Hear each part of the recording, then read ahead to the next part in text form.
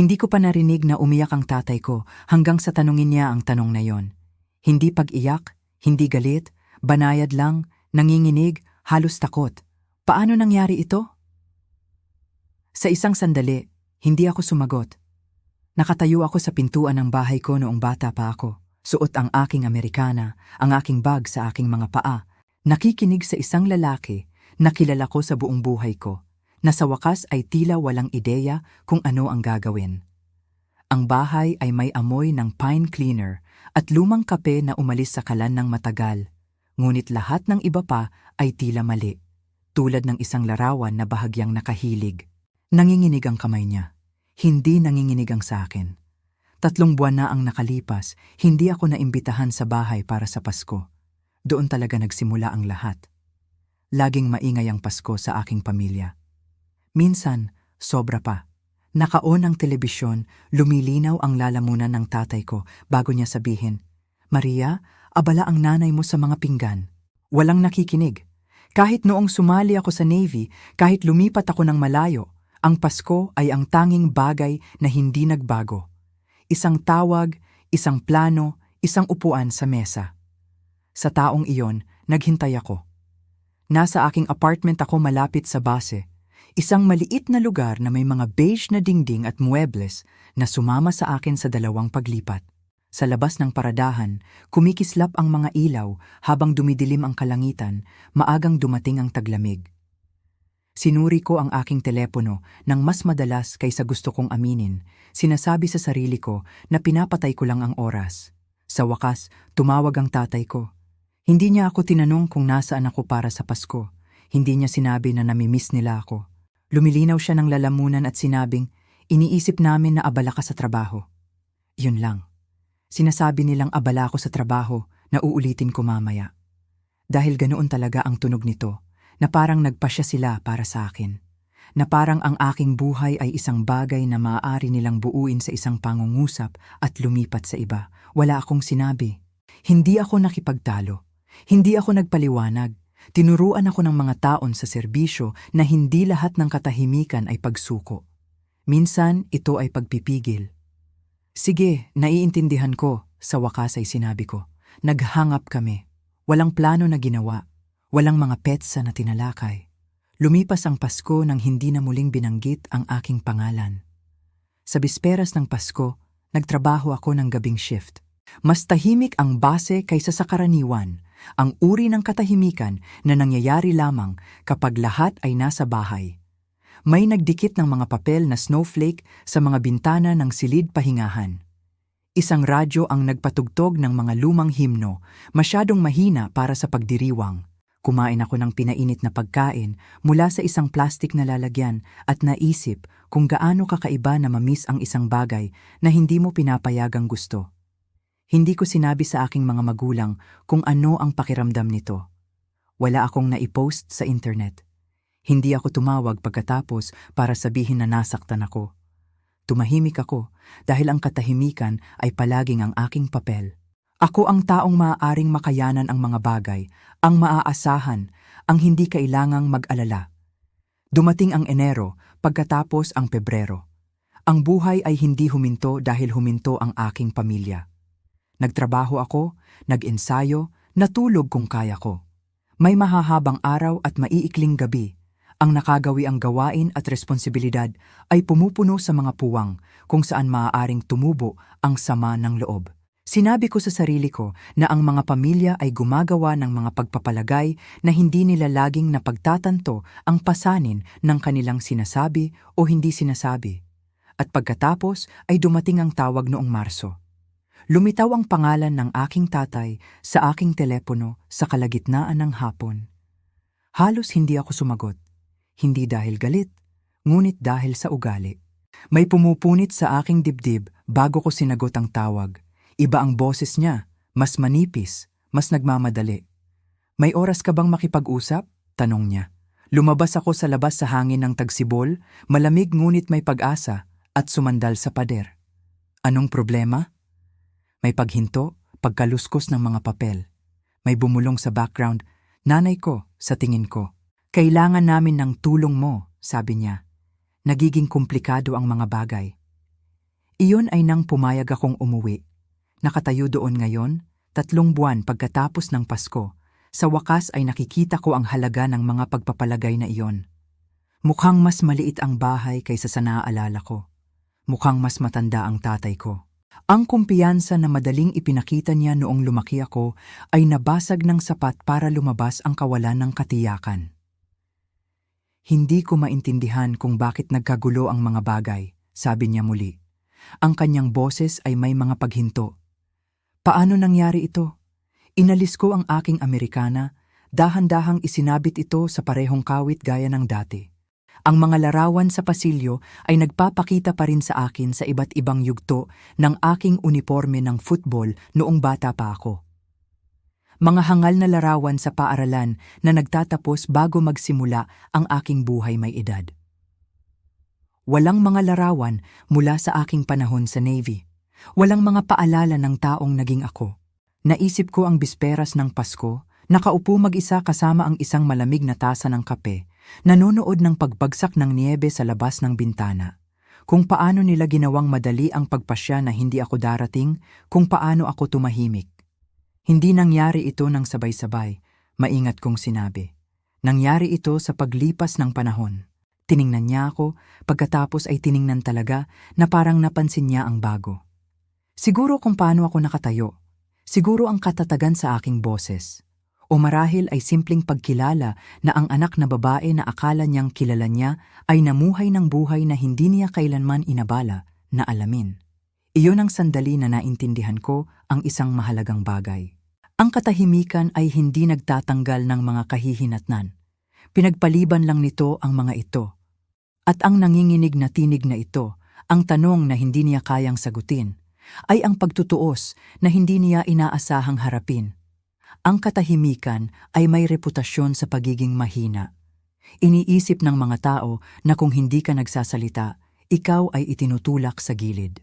Ngunit hindi iyon kung paano ko natutunan ito. Sa Navy, ang katahimikan ay maaaring disiplina.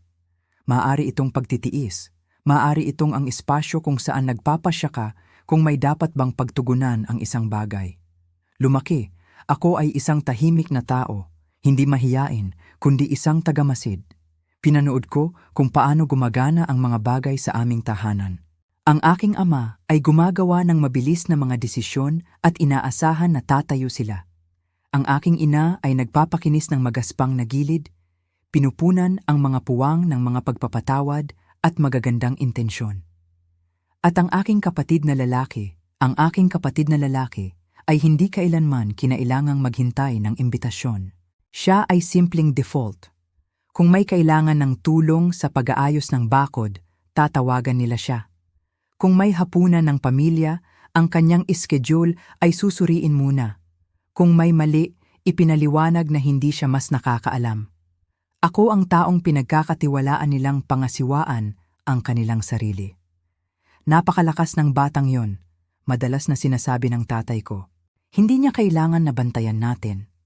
Sa una, isinuot ko ito bilang papuri. Ang kalayaan ay parang kalayaan. Umalis ako para sa kolehiyo, pagkatapos ay pagsasanay sa opisyal. Pagkatapos ay ang aking unang misyon, natutunan kong tumayo sa aking sarili sa mga paraan na hindi pa nagawa ng aking mga magulang. Ginawang mas simple ng distansya ang mga bagay. Lumilit ang mga tawag, mas madalas ang mga pagbisita. Walang nag-isip tungkol dito, walang nagtanong tungkol dito. Sa oras na dumating ang Pasko noong taong iyon, itinatag na ang pattern. Hindi nila ako tinanong kung pupunta ako, nagpasya silang abala ko. At nang hindi ako tumutol, ang desisyon ay naging permanente. Naiintindihan ng mga nasa edad ko at higit pa ang ganitong uri ng matematika sa pamilya. Ang bata na nagdudulot ng pinakamaliit na gulo ang kadalasang nagdadala ng pinakamaraming pasanin. Hindi mo napapansin ito habang nangyayari ito. Patuloy ka lang na lumilitaw, patuloy na nag-aayos hanggang sa isang araw ay napagtanto mong walang sumusuri kung gusto mo pa ba. Noong Enero, pagkatapos ng bakasyon, nagpadala ng card ang aking ina, isang snow scene, isang maikling mensahe. Sana ay maayos ang trabaho, namimiss ka namin.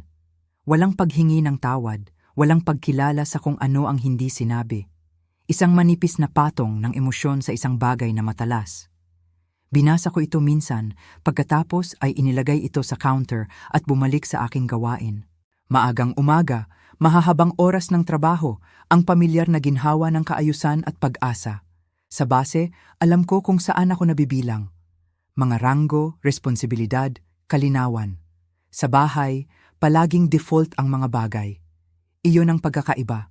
Nang dumating ang Marso at tumawag ang tatay ko para humingi ng tulong, hindi ako nakaramdam ng tagumpay.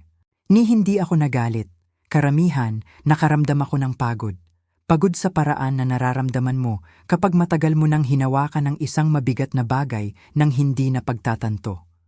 Noong gabing iyon, matapos magligpit ng mga gamit sa aking lumang silid, nagising ako at nakinig sa pagsettle ng bahay. Ang mga dingding ay kumaluskos na para bang palagi silang mayroon. Ang orasan sa pasilyo ay tumiktak pa rin ng napakalakas. Naalala ko na nakahiga doon bilang isang teenager, nakatitig sa kisame, na nagpaplano ng aking daan palabas. Sa panahong iyon, naisip ko na ang pag-alis ay nangangahulugan ng pagtakas. Ngayon ay naintindihan ko na nangangahulugan din ito ng pagkalimot. Kinabukasan, nakaupo ang aking ama sa mesa sa kusina, ang mga papel ay nakalatag sa harap niya, mga pahayag sa pananalapi, mga sulat, mga sobre na tila pormal na malinaw na hindi niya naiintindihan. Tumingala siya habang pumasok ako. Ang kaluwagan ay dumaan sa kanyang mukha bago niya pinigilan ang kanyang sarili. Natutuwa ako na nandito ka, sabi niya. Tumango ako. Sabihin mo sa akin kung ano ang nangyari. Sinimulan niyang ipaliwanag, mga palyadong deadline, mga pagpapalagay, mga pag-uusap na akala niya ay hindi niya kailangang gawin. Pamilyar ang bawat pangungusap. Hindi ang mga detalye, ngunit ang tono. Ang parehong kumpiyansa na dating pumuno sa bahay ay nakikitid na ngayon sa mga gilid. Habang nagsasalita siya, napagtanto ko ang isa pang bagay. Ang aking katahimikan sa Pasko ay hindi lamang personal. Pinagtibay nito ang isang pattern. Sa pamamagitan ng hindi pagwawasto sa kanila, pinahintulutan ko silang patuloy na magpasya para sa akin. At sa paggawa nito, naging sa isang papel na nalampasan ko. Hindi nangangahulugan na mali ang katahimikan. Nangangahulugan na hindi pa ito tapos. Hindi ko alam na ganoon kaseryoso ang mga bagay, mahinang sabi ng aking ina, nakatayo sa lababo. Kung alam namin, mahinahon ko siyang pinahinto. Maaari mo sanang tinanong. Tumahimik ang silid, hindi nakakagulat, tanging tahimik sa ibang paraan. Ang uri ng katahimikan, kung saan may bumabagsak at hindi agad iniiwasan. Tumingin ang aking ama sa kanyang mga kamay. Hindi namin inisip na gusto mong abalahin, sabi niya. Laging mukhang abala ka, kaya't kaya mo. Naroon na naman yon, ang papuri na nagpataas sa kanyang distansya. Kaya ko, sabi ko. Hindi nangangahulugan na hindi ko gustong isama. Hindi siya agad sumagot. Tinitigan niya ang mga papel na parang kaya nilang ayusin ang kanilang sarili sa isang mas madaling sagot. Noong hapon, habang tumutulong sa pag-aayos ng mga dokumento, napansin ko ang isang maliit na bagay. Ang kalendaryo sa dingding ay nakabukas pa rin sa Disyembre. Ang Pasko ay nakabilog sa pula. Sa tabi nito, sa sulat kamay ng aking ina, ang mga salita. Kami lamang tatlo. Hindi nila intensyon na saktan ako. Iyon ang katotohanan. Ngunit ginawa nilang simple. At sa pagsimple, tinanggal nila ako. Sa gabing iyon, nakaupo ang aking ama sa harap ko sa sala. Sa parehong upuan na palagi niyang iginigiit na sa kanya. Lumilinaw siya ng lalamunan. Isang ugali mula noong bata pa ako. Wala kang sinabi, sabi niya. Walang akusasyon, tanging ang pagpapahayag ng isang katotohanan. Sa Pasko. Hindi, pumayag ako. Hindi ka. Inisip ko na nangangahulugan iyon na hindi ka nag-aalala. Tiningnan ko siya sa mata. Ibig sabihin nito, hindi mo inisip na nakikinig ka. Ang mga salitang iyon ay nakabitin doon, mas mabigat kaysa sa anupamang sinabi ko hanggang ngayon. Lumunok siya. Nakita ko pagkatapos na hindi lamang ito tungkol sa mga papel o problema. Tungkol ito sa isang lalaki na napagtanto na ang tahimik na lakas ay may mga gastos na hindi niya kailanman binilang. Ang katahimikan ay hindi kahinaan, ngunit hindi rin ito komunikasyon. At kapag pinagkamalan mo ang dalawa, bumubuo ka ng isang buhay na itinayo sa mga pagpapalagay na sa huli ay guguho. Iyon ang aral na nagsisimula ng bumuo sa pagitan namin. Kahit na hindi pa kami handa na sabihin, ang Marso ay may paraan ng pagpapanggap na normal ang lahat. Ang Niebe ay natunaw ng sapat para mailabas ang lumang damo at mga kalat na nakalimutan. Nagsimulang pag-usapan ng mga tao ang tagsibol na parang hindi iniwan ng taglamig ang anumang marka. Iyon ang buwan na sa wakas ay inamin ng tatay ko na hindi ayos ang mga bagay. Kinabukasan pagkatapos ng pag-uusap sa kusina, hiniling niya sa akin na ihatid siya sa bayan. Sinabi niya na gusto niyang ipakita sa akin ang ilang bagay na paraan niya upang pumasok sa isang paksa na hindi niya lubos na nauunawaan. Sa una ay tahimik kaming nagmaneho. Ang mga pamilyar na kalsada ay nakaramdam ng mas makitid kaysa sa naaalala ko. Ang diner sa Main Street ay nandyan pa rin. Ganoon din ang tindahan ng hardware. Ang lahat ay pareho na nagpapahirap upang tanggapin ang antas ng pagbabago sa ilalim. Pinarking niya ang kotse sa labas ng isang maliit na brick building na hindi ko gaanong pinansin noong lumaki ako.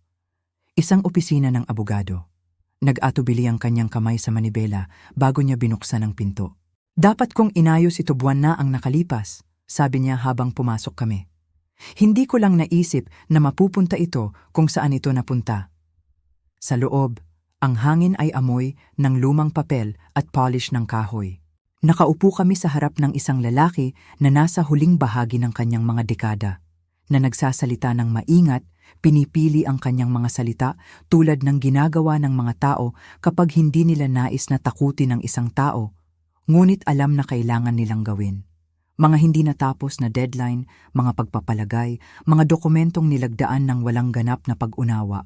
Ang bawat paliwanag ay nagbabalat ng isa pang layer ng kung gaano kalayo ang mga bagay. Nakikinig ako, nagtatanong, kumukuha ng mga tala, tila pamilyar, mga briefing, pagtatasa, paglutas ng problema. Tiningnan ako ng tatay ko tulad ng pagtingin mo sa ibang tao na kontrolado ang isang sitwasyon na hindi mo na magagawa.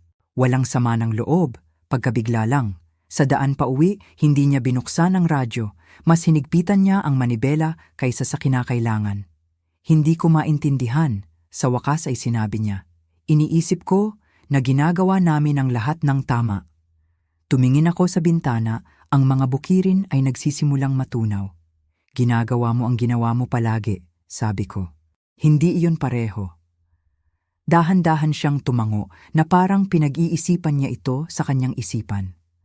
Pagkatapos, halos sa kanyang sarili, inulit niya. Paano nangyari ito? Ang tanong na iyon ay nanatili sa akin sa natitirang bahagi ng araw. Hindi lamang ito tungkol sa legal na gulo o mga papel. Tungkol ito sa isang lalaki na napagtanto na ang pamilyaridad ay maaaring maging pagkabulag kung hindi ka mag-iingat.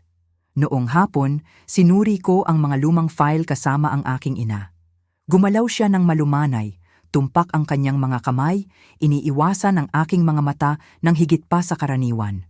Nakilala ko ang tinging iyon. Ito ay tulad ng paraan na ipinakita niya ang kanyang sarili tuwing may sumabog na hidwaan, na nagtutuon sa gawain, umaasa na malulutas ng stress ang sarili nang hindi naghaharap. Kinabukasan, tinanong ako ng aking ama kung maaari kaming mag-usap ng pribado. Nakaupo kami sa porch, ang huling sikat ng araw ay nagpapainit sa mga tabla sa ilalim ng aming mga paa. Laging mukhang maayos ka, sabi niya.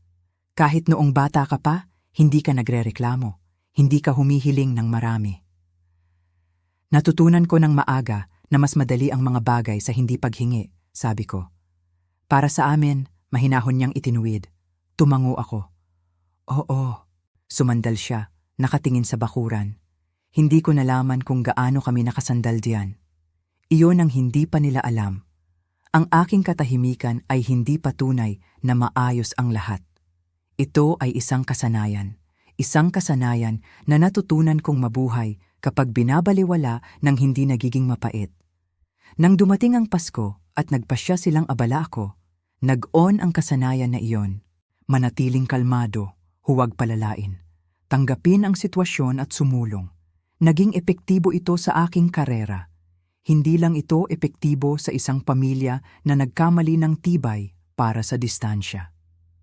Maaari kitang tulungan sa pag-aayos nito, sabi ko sa kanya. Ngunit kailangan ko muna ng isang bagay. Bumaling siya sa akin. Ano? Kailangan kong huminto ka sa pag-aakala na alam mo kung ano ang kaya kong gawin, sabi ko. At magsimulang magtanong. Hindi siya agad sumagot. Pagkatapos ay tumango siya ng dahan-dahan, sinasadya. Sige. Hindi ito isang dramatikong pahayag. Hindi ito isang pangako na nakabalot sa damdamin, ngunit totoo. At sa unang pagkakataon, nakaramdam ako na nasa parehong panig kami ng problema sa halip na magkabilang panig ng hindi pagkakaunawaan. Sa gabing iyon, nakahiga sa aking lumang kama, naisip ko muli ang tanong na tinanong niya nang dumating ako. Paano nangyari ito? Ang sagot ay mas malinaw na ngayon. Nangyari ito dahil hindi nila nakita ang gawain sa likod ng aking katahimikan, ang karanasan, ang lakas na ginawa nila na normal, ang buhay na inakala nilang hindi nangangailangan ng puwang sa kanilang mesa. Hindi nila alam at hindi ko ipinakita sa kanila. Ngunit ang pag-alam ay hindi nagbabago sa nakaraan. Binibigyan ka lang nito ng pagkakataong baguhin ang susunod. Hindi kami nag-away. Iyon ang higit na nakakagulat sa akin kaysa sa anupamang bagay. Kapag pinapangarap ng mga tao ang isang paghaharap, inaasahan nila ang malakas na boses, mga pagsasara ng pinto, isang tao na tumatakas upang patunayan ang isang punto. Ngunit hindi iyon ang uri ng pagtutuos na ito.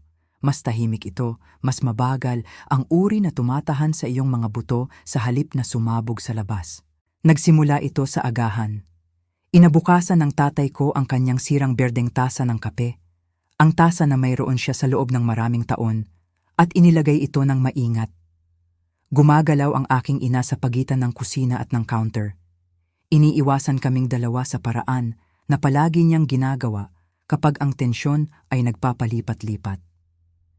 Pinag-isipan ko ang iyong sinabi, simula ng tatay ko, nakatingin sa kanyang tasa. Tungkol sa pagpapasya namin sa mga bagay para sa iyo. Naghintay ako. Sa aking trabaho, ang katahimikan ay kadalasang mas epektibo kaysa sa pagputol. Lumilinaw siya ng lalamunan. Hindi ko sinasadyang itulak ka. Alam ko, sabi ko, ngunit ang intensyon ay hindi nagbabago sa epekto. Iyon ang huminto sa kanya. Tumingala siya, talagang tumitingin na parang nakikinig sa akin sa halip na sa kanyang sariling mga pagpapalagay. Tama ka, sabi niya ng mahina. Yun ang pagbubukas. Hindi ang dramatikong uri, ngunit ang praktikal. Sasabihin ko sa iyo, sabi ko, ngunit hindi ako sisigaw para gawin ito. Lumipat kami sa sala, ang parehong espasyo kung saan ako nakaupo sa napakar, aming pag-uusap ng pamilya, nang lumalaki. Laging nakikinig, bihirang nagdidikta. Nakaupo ang aking ama sa harap ko. Magkakapatong ang kanyang mga kamay, naghihintay. Iyon lang ay nagbigay sa akin ng impresyon na may nagbago. Noong sinabi mong abala ako sa trabaho, simula ko. Hindi mo lang ipinaliwanag ang aking pagkawala. Ginawa mo itong katwiran. Nagpasya kang mas makatuwiran kung wala ako doon. Umupo ang aking ina. Pagkatapos ang kanyang mukha ay malalim, ngunit nag-iingat. Hindi ko inisip na gugustuhin mong umuwi para lang umupo, sabi niya. Laging marami kang ginagawa. Tumango ako. Mayroon ako, ngunit hindi nangangahulugan na hindi ako naghangad ng isang lugar. Dahan-dahang huminga ang aking ama. Hindi namin ito inisip sa ganoong paraan. Alam ko, sagot ko, iyon ang problema. Walang akusasyon sa aking boses, ang katotohanan lang. Tinuruan ako ng maraming taon na matutong magsalita ng malinaw kapag malaki ang istaka na ang tono ay kasing halaga ng mga salita. Laging pinagpasiyahan mo kung ano ang kaya kong gawin, patuloy ko. Ginawa mo ito noong bata pa ako at hindi ka huminto. Nagpasya ka na sapat na ako para baliwalain. Humigpit ang panga ng aking ama. Hindi ko sinabi na sinasadya kong manakit. Sabi ko, itinaas ang aking mga kamay. Sinabi ko na ang sakit ay hindi palaging kailangan ng intensyon. Iyon ay dumating. Nakita ko ito sa kanyang mga mata, kung paano tumagos ang ideya at tumangging alisin.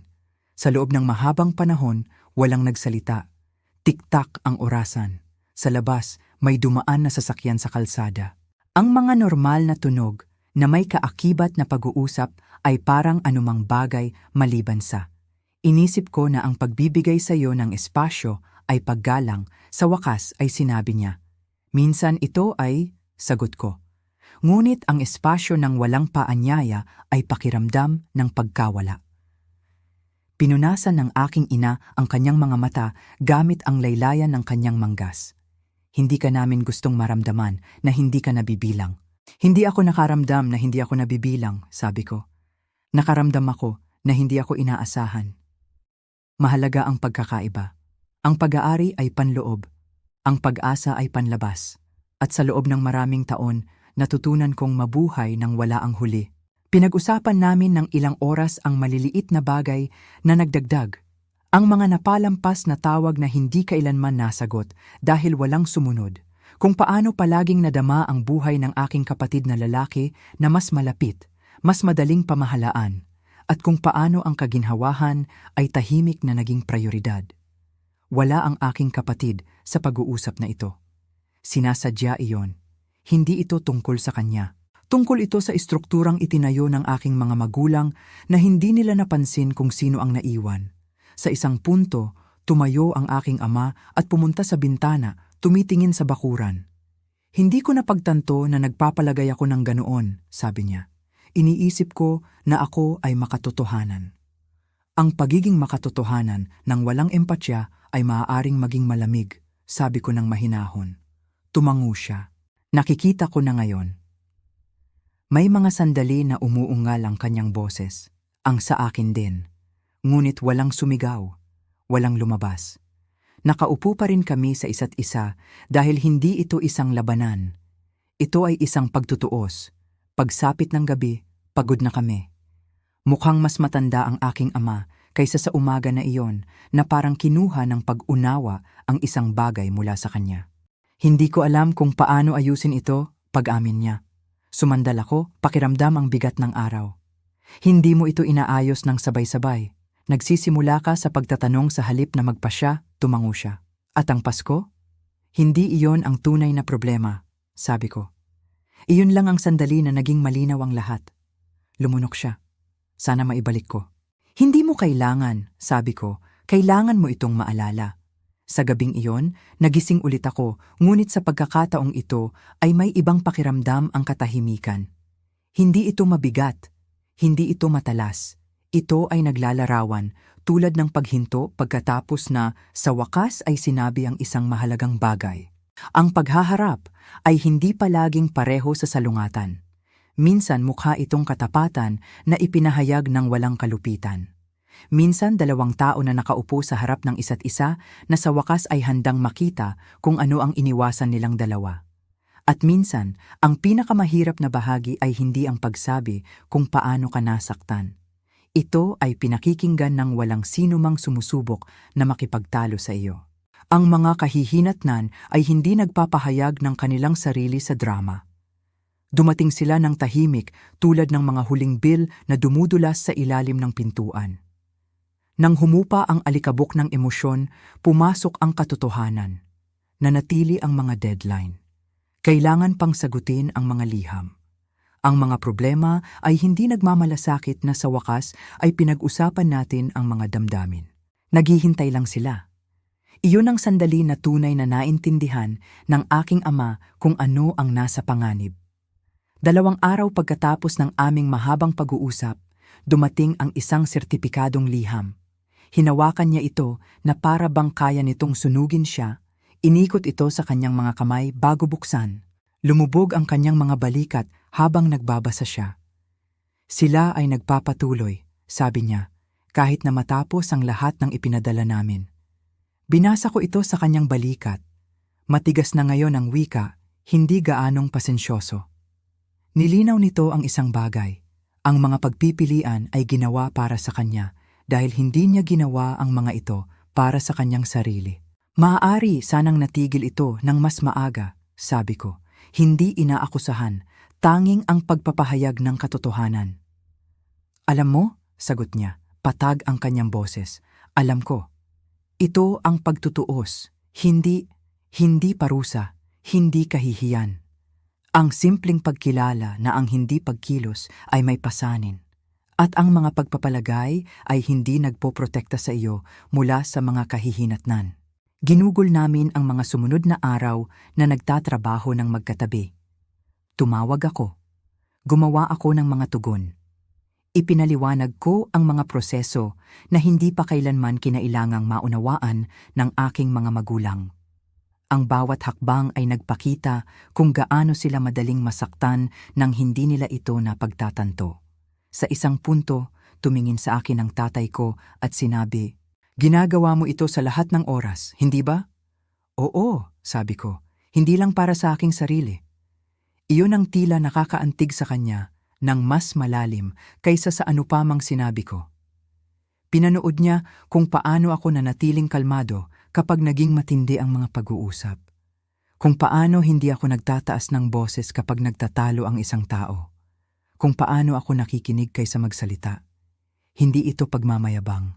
Ito ay pagsasanay, karanasan, isang paraan upang mag-navigate sa mga problema nang hindi pinapayagan silang kontrolin ka. Akala ko ang iyong trabaho ay mahahabang oras ng trabaho, pag-amin ng aking ina nang mahina isang gabi. Hindi ko ito napagtanto na ganito. Ito ay, sabi ko, at itinuturo nito sa iyo ang isang mahalagang bagay. Ano iyon? Tanong niya. Na ang pag-iwas sa maliliit na bagay ay hindi nagtatanggal sa kanila, sabi ko. Ginagawa lang nitong mas mahirap na ayusin sa ibang pagkakataon.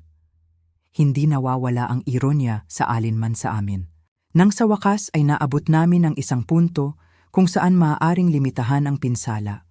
Kung saan ang pinakamasamang resulta ay naiwasan, bumagsak ang aking ama sa isang upuan at pinunasan ang kanyang mga kamay sa kanyang mukha. Kung hindi ka dumating, sabi niya, ang kanyang tinig ay nakahinga. Hindi ko alam kung ano ang gagawin natin. Hindi ako agad sumagot. Ang pasasalamat ay maaaring maging komplikado kapag ito ay nakakabit sa pagsisisi. Sa huli ay makakatulong ako, sabi ko, dahil ang aking mga magulang ay sa akin. Ngunit hindi dapat mangailangan ng isang krisis para mangyari iyon. Dahan-dahang tumango siya. Nakikita ko na ngayon. Sa gabing iyon, nagsarili siya ng isang inumin at umupo ng mag-isa sa mesa sa kusina. Sumali ako sa kanya, sa una ay hindi nagsalita. Nakinig kami sa hum ng refrigerator, ang tahimik na pagsettle ng bahay. Iniisip ko ang Pasko, sa wakas ay sinabi niya. Kung paano sinabi na madali ka namang abala, tiningnan ko siya. Ang madali ay hindi nangangahulugang hindi nakakapinsala. Alam ko, sabi niya, at napagtatanong ko kung hindi ikaw ang iyong sarili, kung hindi mo natutunan na pangasiwaan ang mga bagay sa iyong sarili, lalo bang lumala ang mga bagay? Oo, tapat kong sinabi. Magiging ganito. Ipinikit niya ang kanyang mga mata. Ito ay isang mahirap na bagay na harapin. Ito ay, sang-ayon ko. Iyon ay nang bumalik ang kanyang naunang tanong, mas mabigat na ngayon. Paano nangyari ito? Ang sagot ay hindi isang solong pagkakamali. Ito ay isang pattern. Maraming taon ang pag-aakalang ang katatagan ay nangangahulugan ng kawalan. Maraming taon ang pagpili ng kaginhawahan sa pag-usisa. Hindi kita nawala, sabi niya ng biglaan. Pero malapit na ako. Hindi ko kinuha ang katotohanan sa kanya. Kailangan niyang maramdaman ito, hindi magdurusa, ngunit upang maunawaan. Ang pagtutuos ay hindi palaging dumarating sa mga kontrabida. Minsan dumating sila sa mga salamin. Sa pagtatapos ng linggo, ang mga bagay ay nagiging matatag, hindi perpekto. Matatag. Pagod ang aking mga magulang, ngunit gumaan. Napagod ako sa mas malalim na paraan, ang uri ng pagod na nanggagaling sa pagdadala ng responsibilidad at damdamin ng sabay-sabay. Sa aking huling gabi bago bumalik, tumayo ang aking ama sa harap ng aking pintuan. Hindi namin nais na bumalik ka sa dati, sabi niya. Hindi na kami magpapalagay pa. Huwag, sagot ko. Magtanong kahit na tila hindi na kailangan. Tumango siya. Gagawin ko. Hindi ito isang dramatikong pangako. Hindi nito naayos ang nakaraan, ngunit kinilala nito ang halaga ng pagwawalang bahala sa kasalukuyan. Habang nag-iimpake ako, naisip ko ang paghihiganti, kung paanong ang mga kwento tulad nito ay madalas na nakabalangkas bilang paghihiganti, bilang tagumpay. Ngunit walang tungkol dito ang nakaramdam ng tagumpay. Nakakaramdam ito ng pagiging malinaw. Ang pagtutuos ay hindi tungkol sa pagpapatunay sa aking halaga. Ito ay tungkol sa pagtingin sa isang tao na napagtanto na minamaliit nila ang halaga ng kanilang katiyakan. At ang pagkilalang iyon, tahimik, hindi maiiwasan, personal na malalim, ay mas makapangyarihan kaysa sa anumang paghaharap. Ang tanong ay bumalik sa kanya habang tumahimik muli ang bahay. Hindi ang nagmamadali, nagpapanik na bersyon na tinanong niya nang dumating ako. Mas mabagal ito sa pagkakataong ito, mas mabigat ang uri ng tanong na hindi naghahanap ng mabilis na sagot. Ito ang aking huling umaga bago umalis. Sumikat pa lang ang araw, maputla at maingat na nag-iilaw sa kusina na para bang palagi itong mayroon. Nakaupo ang aking ama sa mesa, ang kanyang mga kamay ay nakahawak sa kanyang tasa ng kape. Nakatitig dito na parang kaya nitong ipaliwanag ang isang bagay kung maghihintay siya ng sapat na katagalan. Paulit-ulit ko itong sinasabi, sabi niya nang hindi tumitingin. Lahat ng bagay. Umupo ako sa tapat niya. Anong bahagi? Pasko, sabi niya. At bago pa, at pagkatapos pa. Umiling siya. Paano ito nangyari sa amin? Iyon ay naiiba. Nag-isip ako bago sumagot. Hindi dahil natatakot akong magsalita, ngunit dahil ang mga sagot tulad nito ay nararapat sa pag-iingat. Nangyari ito dahil tumigil kaming sumusuri, sabi ko. Sinuri mo ang mga kahon sa halip, ang mga bakasyon, ang mga tawag, ang mga pagpapalagay. Inisip mo na sapat na iyon. Sumimangot siya ng bahagya at hindi iyon sapat. Hindi, sabi ko, hindi ito sapat. Tiningala niya ako, ang kanyang mga mata ay pagod, mas matanda kaysa sa aking naaalala. Inisip ko na ang pagiging mabuting ama ay nangangahulugan na tiyakin na ayos ka ng hindi kami. Iyon ay isang bahagi nito, sabi ko. Ngunit ang isa pang bahagi ay upang hayaan ang iyong mga anak na magpasya kung kailan kanila gusto. Dahan-dahan siyang tumango. Hindi ako nagbigay ng espasyo para doon. Hindi, sabi ko, hindi ka. Walang kapaitan sa aking boses, iyon pa ang nakagulat sa akin. Ang galit ay nasunog noong mga araw na ang nakalipas, na pinapalitan ng isang bagay na mas matatag. Ang pag-unawa ay hindi nagtatanggal ng sakit, ngunit binabago nito kung paano mo ito dinadala. Hindi ako tumigil sa pag-uwi dahil sa Pasko, patuloy ko. Tumigil ako sa pag-asa na tanungin. Iyon ay dumating ng mas mahirap kaysa sa akala ko. Umigting ang kanyang mga labi, huminga. Iniisip ko na mas gusto mo yon, sabi niya. Nag-adjust ako rito, sagot ko. May pagkakaiba. Sa loob ng mahabang panahon, nakaupo lang kami doon. Kumaluskos ang bahay. Sa labas, nagsimulang tumakbo ang lawnmower. Patuloy ang buhay, walang pakialam sa mga personal na paghahayag. Pasensya na, sa wakas ay sinabi niya. Walang anumang dramatikong paraan. Walang kalidad, walang paliwanag, dalawa lamang ang mga salita. Tumango ako. Salamat. Hininga niya ang hiningang hinawakan niya. Hindi ko alam kung paano tatanggalin ang mga nawala ko. Hindi mo ito tinatanggal, sabi ko. Kinikilala mo ito at mas mahusay ka sa hinaharap. Sumandal siya sa kanyang upuan, nakatitig sa kisame. Sana nagtanong ako ng mas maraming tanong. Ako rin, sabi ko. Ngunit ang pag-asam ay hindi nagbabago ng mga bagay. Ang pagtatanong ay ginagawa. Bago ako umalis, niyakap ako ng aking ina ng mas matagal kaysa sa karaniwan. Hindi siya nagsalita ng marami, hindi niya ginagawa iyon sa mga ganitong sandali, ngunit hinigpitan niya ang kanyang mga kamay at bumulong. Susubukan pa namin. Iyon ay sapat na. Habang inaayos ko ang aking sasakyan, tumayo ang aking ama sa beranda, ang kanyang mga kamay ay nakabulsa.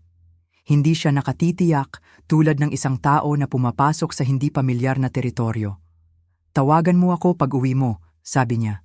At kung abala ka, ipaalam mo lang sa akin, huwag mawala. Ngumiti ako ng mahina. Hindi ako. Mas magaan ang paglalakbay pabalik kaysa sa pagpasok. Hindi dahil naayos ang lahat, ngunit dahil hindi na ito nararamdaman na hindi nakikita. Ang katahimikan sa pagitan namin ay may pangalan na ngayon. Mahalaga iyon. Bumalik sa aking apartment, inaayos ko ang aking mga gamit, dahan-dahang nagbabalik sa mga gawain na nakakaramdam ng pamilyar at bahagyang nagbago. Nagsimula na ulit ang trabaho. Nagpatuloy ang buhay. Ngunit may nagbago sa ilalim ng lahat. Isang linggo pagkaraan, tumawag ang aking ama, hindi para humingi ng tulong, hindi dahil may mali, ngunit para lang makipag-usap. Tinanong niya kung paano ang aking linggo. Nakinig siya sa mga sagot, bago. Hindi kami naging malapit sa magdamag. Hindi kami biglang nakakaalam ng lahat tungkol sa isa't isa. Ngunit ang espasyo sa pagitan namin ay nararamdaman na iba. Sinasadya, hindi na pinapalagay. Minsan ang pagkakasundo ay hindi katulad ng isang muling pagsasama. Minsan mukhang maliliit, sinasadyang pagbabago na sinasabi, nakikita kita. Ngayon kapag iniisip ko ang Pasko, ang gabing iyon, nakaupo ako mag-isa, sinasabi ko na hindi ito mahalaga. Naintindihan ko ang isang bagay na hindi ko naintindihan noon. Ang katahimikan ay maaaring magprotekta sa iyo, ngunit ang koneksyon ay nangangailangan ng panganib sa magkabilang panig. Kinuha ng aking ama ang panganib na iyon sa wakas, at ako rin. Ang susunod na Pasko ay hindi dumating sa mga trompeta o malalaking pangako. Dumating ito sa paraang ginagawa ng karamihan, sa mga bagay na may kahulugan, tahimik at may intensyon. Nalaman ko ang isang bagay na iba noong tumawag ang aking ama noong unang bahagi ng Disyembre. Hindi para ipaalam sa akin ang mga plano. Hindi para ipaliwanag kung ano ang kanyang iniisip na maaari kong pamahalaan o hindi. Ngunit para lamang magtanong. Sa tingin mo ba ay makakauwi ka ngayong taon? Sabi niya. Kung hindi, makakahanap tayo ng ibang bagay. Doon, isang imbitasyon, hindi nakabalot sa pagpapalagay, hindi pinakinis ng mga pagpapatawad, isang bukas na pinto lamang. Gusto ko, sabi ko, at ibig kong sabihin iyon. Nang pumasok ako sa bakuran ilang linggo pagkaraan, ang bahay ay nagmukhang eksaktong pareho. Ang parehong clapboard, ang parehong ilaw sa beranda, ang parehong lumang wreath na bahagyang nakahilig sa pinto. Ngunit magkaiba ang pakiramdam. Hindi eksaktong mas mainit, mas tapat. Sa loob, tinatapos ng aking ina ang hapunan. Nakatayo ang aking ama sa gilid, hindi sigurado kung dapat pumunta o bigyan ako ng espasyo. Inilagay ko ang aking bag at ngumiti. Nakauwi na ako, sabi ko. Ngumiti siya pabalik, nagtatanong, ngunit totoo. Natutuwa kaming nandito ka. Iyon lang. Walang talumpati, walang mga linya ng damdamin, ang mga salita lang na nawawala noon. Simple lang ang araw ng Pasko mismo. Walang malalaking grupo, walang pilit na kasiyahan. Kumain kami, nag-usap kami. May mga hinto, ngunit hindi sila nagiging mahirap. Sila ay uri na nangyayari kapag ang mga tao ay nag-iisip sa halip na punan ang espasyo. Sa isang punto, binigyan ako ng aking ama ng isang maliit na nakabalot na kahon. Hindi gaanong, sabi niya. Sa loob ay isang lumang larawan na hindi ko nakita sa maraming taon. Nakatayo ako ng awkward sa aking uniforme sa simula ng aking karera. Ang aking mga magulang sa magkabilang panig ko, muli niyang binigyan ng frame. Natanto ko, sabi niya ng mahina, na huminto kaming magdagdag ng mga bago. Lumunok ako. Salamat. Noong hapon, nagtanong siya tungkol sa aking trabaho. Hindi sa isang walang tinag na paraan. Tinanong niya kung paano ang aking mga araw, kung ano ang pinakamahirap na bahagi, ano ang pinakamahalaga. At habang sumasagot ako, nakinig siya. Talagang nakinig, hindi tumatango. Walang mabilis na konklusyon.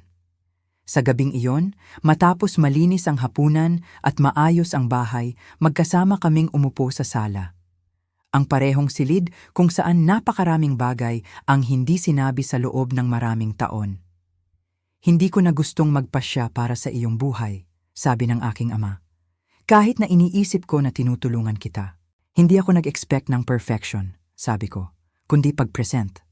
Tumango siya. Iyon ay magagawa ko. Ang pagkakasundo, ay hindi tungkol sa pagpapanggap na walang nangyari. Ito ay tungkol sa pagpili na kilalanin ang nangyari at hindi na ito ulitin. Habang bumabalik ako pagkatapos ng holiday, naisip ko ang kwento na maaari kong sabihin ang mas malaking kwento. Ang bersyon kung saan ang pagbubukod ay natugunan ng paghihiganti, kung saan ang katahimikan ay pinalitan ng palabas. Ngunit hindi iyon ang katotohanan ng karanasang ito. Ang tunay na pagtutuos ay hindi tungkol sa panalo. Tungkol ito sa pagiging nakita. Nanginginig ang boses ng aking ama, hindi dahil nawalan siya ng kontrol, ngunit dahil sa wakas ay naintindihan niya kung ano ang maaari niyang mawala. At binago siya ng pag-unawang iyon kaysa sa magagawa ng galit. Sa mga nakikinig na magulang, may isang bagay na umaasa ako na dadalhin ninyo. Huwag ipalagay na ang katahimikan ay nangangahulugan na maayos ang lahat. Huwag magpasya para sa iyong may edad na mga anak kung ano ang kaya nilang gawin o kung ano ang gusto nila. Magtanong, mag-imbita, makinig. At sa mga anak na may edad na, tandaan ito, ang iyong tahimik na lakas ay totoo. Ngunit may karapatan kang humiling ng upuan sa mesa. Hindi nasisira ang mga pamilya dahil sa isang hindi nasayang na holiday. Nababali sila sa maliliit na sandali kung saan huminto ang isang tao na tanungin at nagsisimulang kunin. Kung ang kwentong ito ay tumutugma sa iyo, kung ipinaaalala ka nito sa isang taong hindi mo pa natawagan o isang pag-uusap na iyong iniiwasan, inaanyayahan ka kong huminto at mag-isip. Marahil kahit na makipag-ugnayan. At kung naniniwala kang mahalaga ang mga kwentong tulad nito, na tinutulungan tayo nitong makita ang isa't isa ng mas malinaw, mangyaring isaalang-alang ang pagbabahagi nito o ang pag-subscribe para sa higit pa. Minsan, ang mga tahimik na kwento ang pinakamahaba nating kasama.